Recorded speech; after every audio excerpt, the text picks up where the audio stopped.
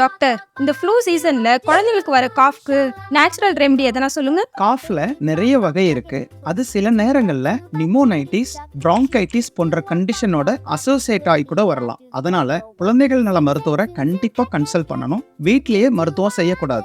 சரியான மருந்துகள் எடுத்ததுக்கு அப்புறமும் காஃப் இருந்தா கண்டிப்பா நீங்க ஹனி எடுத்துக்கலாம். ஹனி ஒரு ஆன்டி மைக்ரோபியல், ஒரு ஆன்டி ஆக்சிடென்ட்.